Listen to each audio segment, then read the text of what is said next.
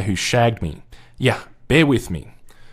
Lately I've been speaking quite a lot about media representation, not from the activist standpoint of feminists and MRAs who believe that these prevalent stereotypes are actually causing the harm and therefore must be stopped, but rather that these media representations do provide some insight into the common behavioural expectations of the human animal. It's really a lot like the artwork we just covered.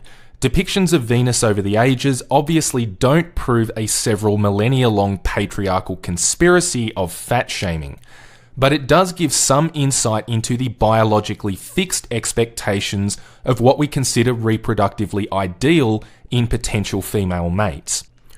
Our reality informs our art rather than the other way around. This includes certain biological realities, particularly those related to sexually dimorphic reproductive behaviour. This is why I mentioned in my last video that it is extremely unlikely you are going to see a gender-swapped version of the Vegas rape scene from Get Him to the Greek ever play out in a similarly toned female comedy like Bridesmaids. Whether or not you find this hypocritical is rather secondary. The fact is that our social standards of sexual violence against men and women are inherently different. I think the same could be largely said for the character of Fat Bastard from the Austin Powers franchise. Try to imagine a mainstream comedy that features a character called Fat Bitch, where every single joke is at the expense of how disgusting and unattractive she is. I've not seen my Willie in 2 years, which is long enough to declare legally dead. Imagine that joke reversed. Perhaps a joke where Fat Bitch has so many folds of fat that it would be impossible to find which one of them is her vagina. I just don't see it happening. Like Get Him to the Greek, I think swapping the gender of Fat Bastard would cross far too many social taboos to be considered acceptable by a mainstream audience.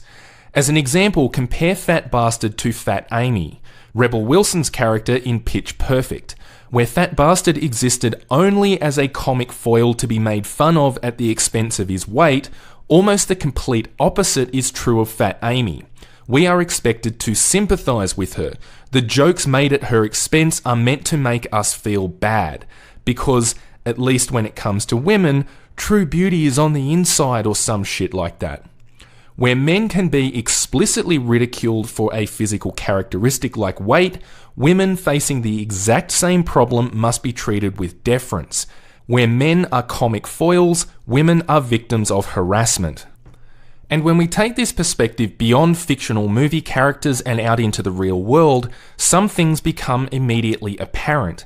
I look at all of these complaints about offensive advertising campaigns, as well as advertising campaigns specifically engineered to virtue signal ideological support, and there is something noticeably consistent across virtually all of them. Where are all the men? Very few of these complaints appear to be about fat shaming specifically. Nobody cares one bit about the physique of Superman or Thor or Wolverine, but Wonder Woman. When Wonder Woman is used to cross-promote a product, it apparently sets unrealistic expectations for young women.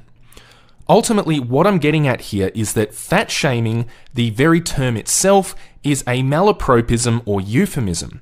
A word has been intentionally left out for the purposes of plausible deniability, so that advocates can pretend that this conversation is happening within a framework of egalitarian social concerns. But when we talk about fat shaming, it is very clear that what we really mean is fat women shaming. Now, focusing on fat shaming